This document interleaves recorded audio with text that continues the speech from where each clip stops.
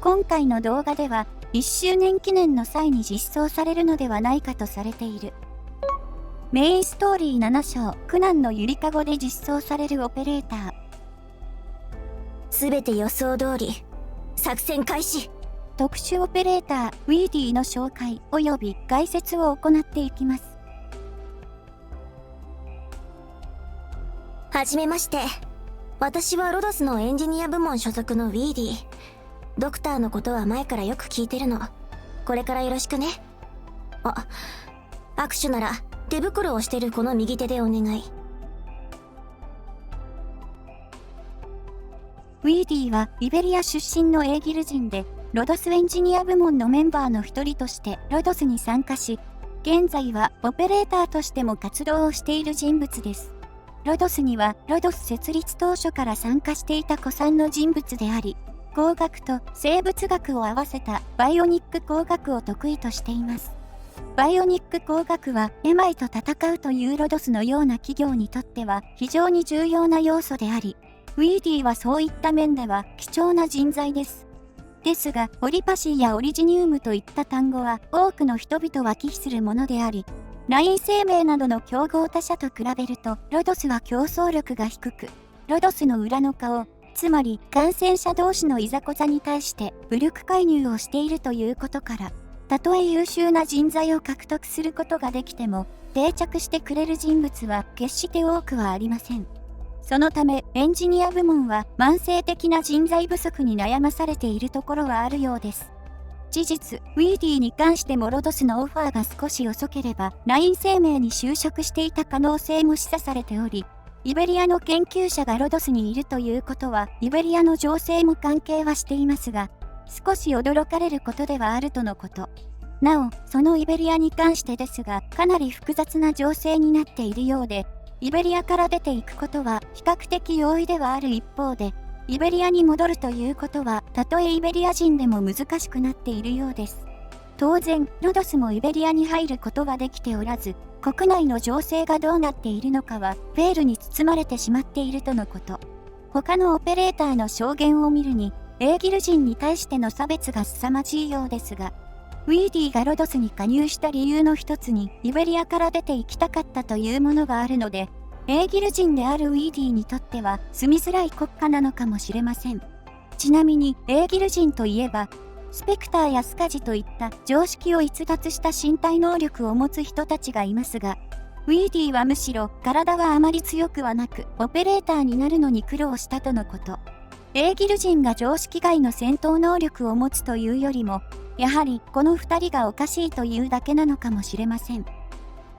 なお、体はあまり強くはないものの潔癖症な人物ではあるので、体力などの低さを除けば、多くのオペレーターよりも健康的ではあるようです。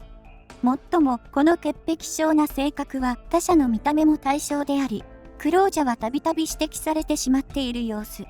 ただ、ウィーディが求めるのは、ただ清潔であれということのみであり、感染者を差別するということは一切しません。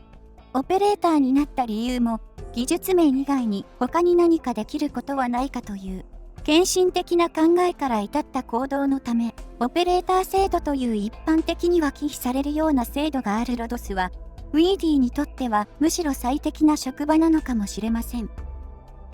ウィーディのモチーフとなっている生物は、ウィーディが刺激しているリーフと呼ばれるロボットの形や、小心にイラストに描かれている生物、そしてウィーディというコードネームから、ウィーディシードラゴンがモチーフとされています。ウィーディシードラゴンは、タツノオトシゴの近縁となるヨウジウオに分類される魚で、最大で30センチメートルにもなります。ちなみに近似種として、リーフィーシードラゴンと呼ばれるヨウジウオもいるため、ロボットのリーフという名前は、リーフィーシードラゴンから取られたものなのかもしれません。体が弱い私でも、こうやって認めてくれてありがとう、ドクター。これからもロドスのために頑張るよ。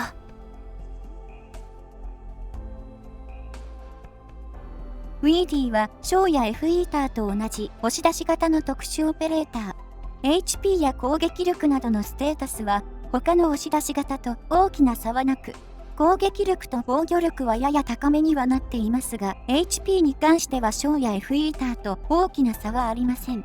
現状の押し出し型のオペレーターは、ステータスに関しては特徴的な部分はなく、どれも似たり寄ったりの数値となっています。ただ、耐久力という面で見るのであれば、F イーターは素質によって、確率で物理攻撃を回避できるので、総合的に見るとウィーディはあまり打たれ強いタイプではないと言えます。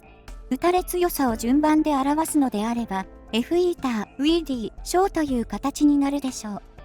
ウィーディの最大の特徴は、素質によってウォーターキャノンを配置することにあります。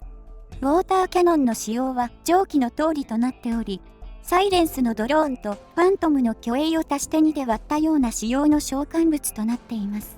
攻撃力はウィーディのレベルに応じて上昇していき、常におおよそウィーディの 85% 程度の攻撃力となっています。押し出す力は昇進2以降は相当な力となっており、F イーターやショーのスキル1の特化2までと同じ力で押し出すので、重装兵などの重量が3以上の敵でなければ、おおよその敵は押し出すことができます。ただし、攻撃速度は 2.4 秒とウィーディの2倍となっているということや、ブロック数が0ということからもわかるように、短期で一つのルートを塞ぐということはかなり厳しくなっています。そのため、ウィーディの周囲に配置することが必須というわけではありませんが、ウィーディの周囲に配置することで、ウィーディの SP をブーストしてくれることからもわかるように、ウィーディの周囲に配置することが推奨される召喚物にはなっています。そして、スキル紹介の際に説明をしますが、ウォーターキャノンはスキル3発動時には、ウィーディと全く同じ攻撃を行うので、スキル次第では非常に強力な召喚物になります。全体を通してウォーターキャノンがあるからこそウィーディの存在価値を高めている部分はあるので、ウィーディを配置する際には積極的にウォーターキャノンも配置していきましょう。潜在強化による強化内容は、コストマイナス1、再配置時間マイナス4秒、攻撃速度プラス8、最大 HP プラス140、コストマイナス1となっており、ウィーディの性能を劇的に変えるというものはありません。なので、機器契約の高等級などの超高難易度にでも挑まない限りは、無理に潜在強化をする必要はないでしょう。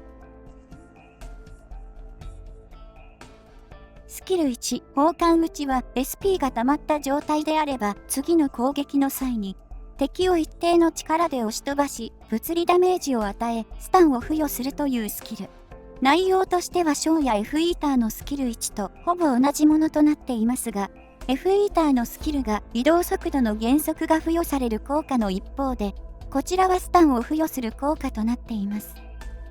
押し出し系スキルの比較は上記の通りとなっており、ウィーディのスキルは他の押し出し系のスキルよりも火力が高くなっています。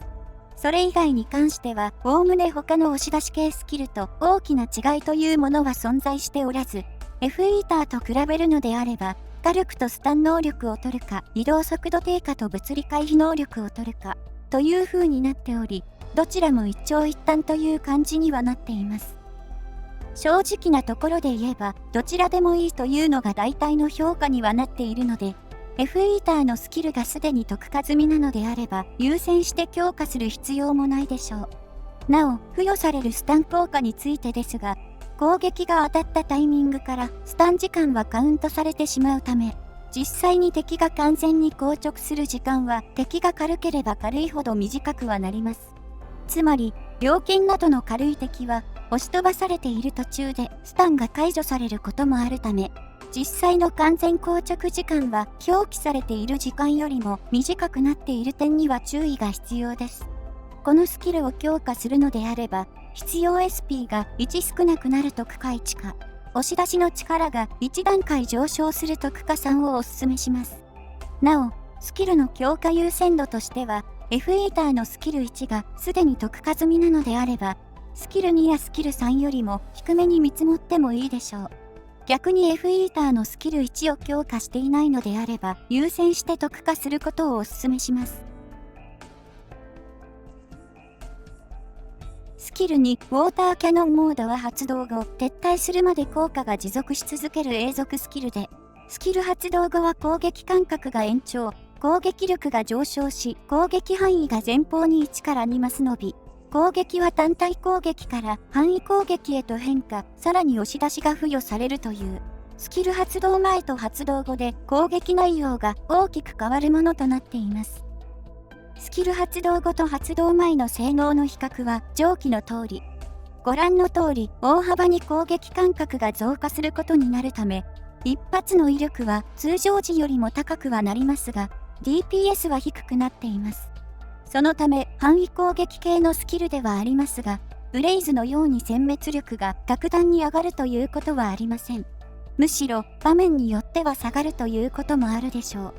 では、このスキルのメリットは何かというと、範囲攻撃による複数の敵の押し出しを 3.84 秒という短いスパンで出せるということ。それによって敵の攻撃を中断させることができ、場合によっては完封することもできるということです。特に、今回の闇夜に生きるで出現したサルカズ呪術師のような攻撃速度が遅い敵であれば、相手に攻撃をさせることなく一方的に攻撃を加えることが可能となっています。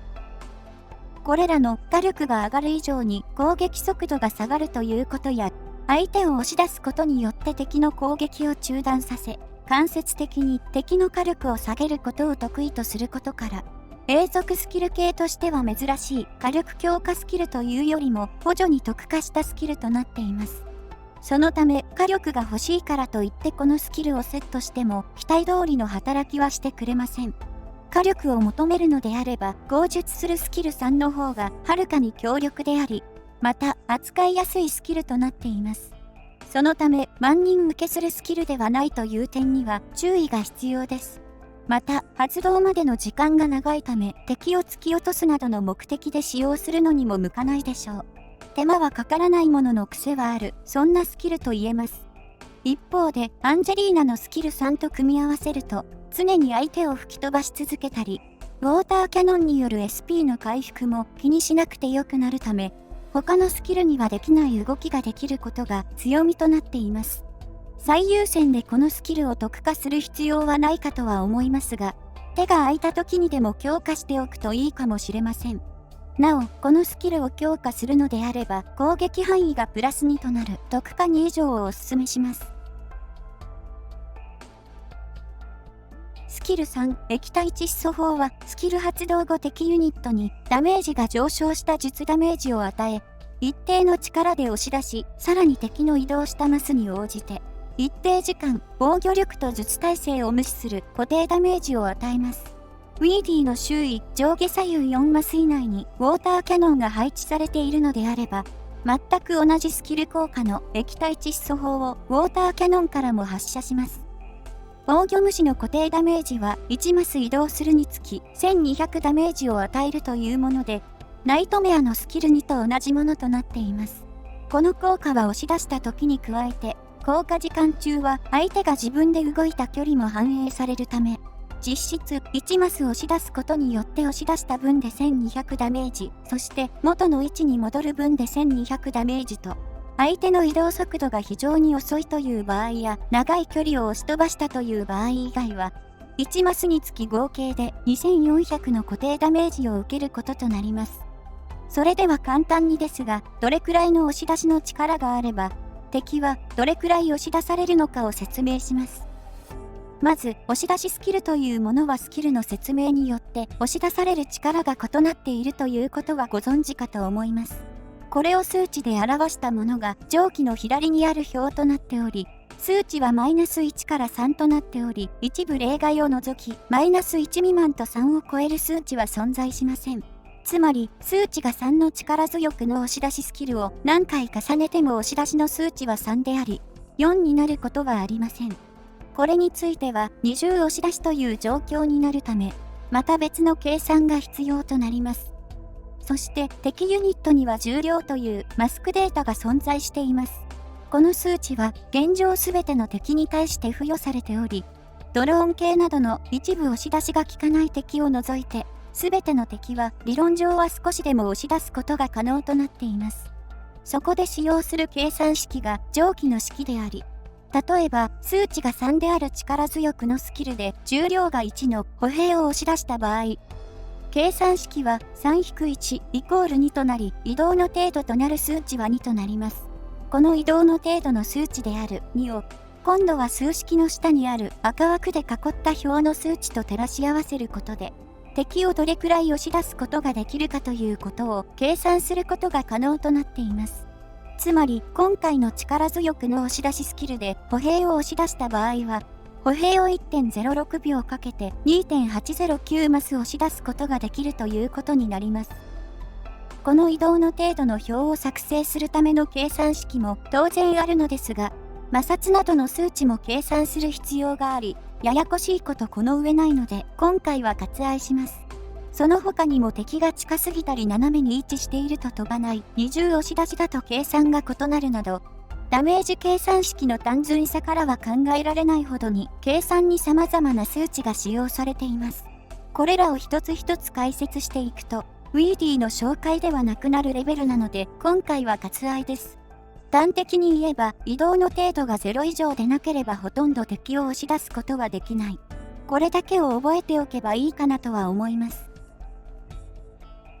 それでは本題に戻って、液体窒素砲に関してですが、戦術したように固定ダメージを与えるスキルとなっているので、今後増え続ける防御力や術耐性が非常に高い敵や、剣装の掟で登場したようなシールド持ちに対して高い殲滅力を誇っています。敵を押し出すということから、こちらは接敵せずにダメージを与えることが可能なので、ウィーディを運用するのであれば優先的に特化しておきたいスキルと言えるでしょう。なお、このスキルを特化するのであれば、特化3にて押し出しの力がさらに1段階上がるということから、特化3まで上げ切ってしまうことをお勧めします。ウィーディの基地スキルは製造所に関するもの一つとなっており、発電所の数によって製造効率が上昇するというこれまでになかった効果を持っています。ただ、表記されている通り、同じ製造所に配置されたオペレーターの製造効率を全てゼロにしてしまうため、現状では発電所を4個以上配置しているなどの既得な配置でもしていない限りは、どうあがいても、製造効率は 45% までしか上昇せず、45% 程度ではわざわざ他のオペレーターを押しのけてまで配置する必要があるかはかなり疑問です。せめて他オペレーターの製造効率をゼロにしなければいいのですが、現状では特段の理由がない限りでは基地に配置する意味はないでしょう。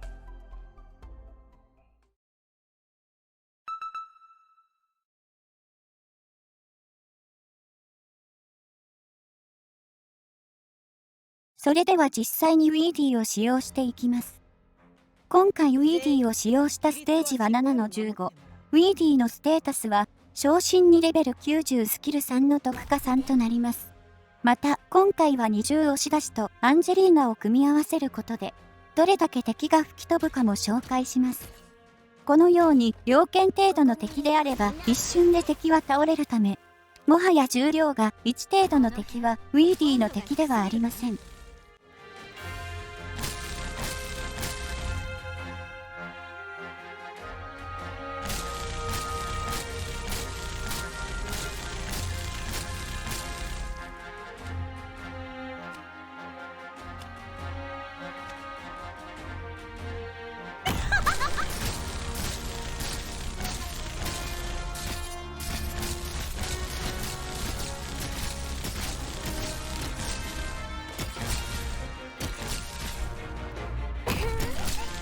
前に進むぞ。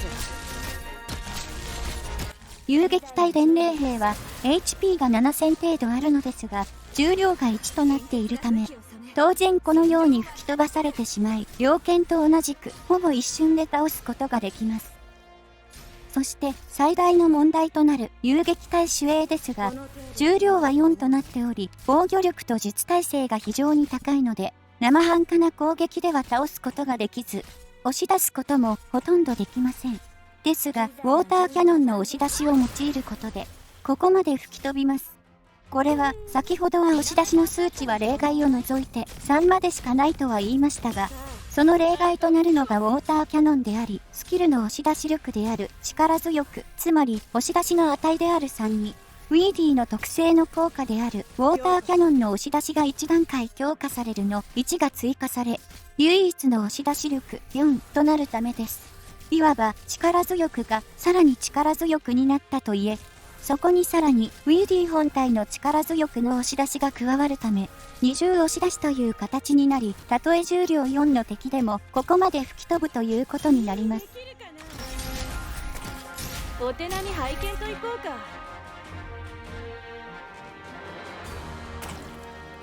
そしてアンジェリーナのスキル3と組み合わせることで、さらに吹っ飛びます。これにより、体力が15000ある遊撃隊主 A も HP が5分の1程度まで減少するため、かなり倒しやすくなります。このように、とにかく敵を吹っ飛ばすことが重要となっているので、このステージのようにウィーディの前方が大きく開けた場所がおすすめとなっています。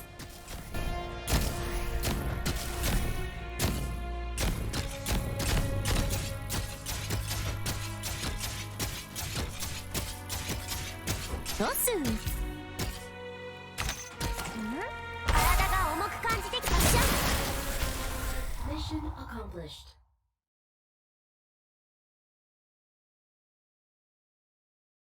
みんなの努力の成果だから、ドクターも認めてくれるよね。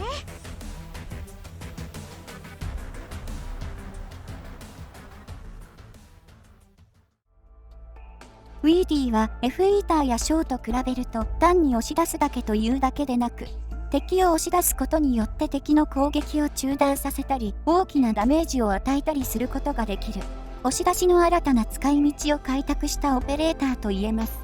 そして、現時点でウィーディは大陸版では実装後すべての機器契約にて、特に高難易度において全出場を果たしており、現状では育てない理由がないと言われているほどとなっています。特に押し出し系のオペレーターをこれまで育てていない方は優先して育成しても良いレベルと言えるでしょう。性能面だけで言うのであれば、ダブルよりも欲しい性能を持ったオペレーターとなっているので、限定ではないので深く追う必要はありませんが、ぜひとも入手しておきたいオペレーターです。主に押し出し関連の解説が不十分にはなってしまいましたが、以上でウィーディの紹介及び解説を終わります。ご視聴ありがとうございました。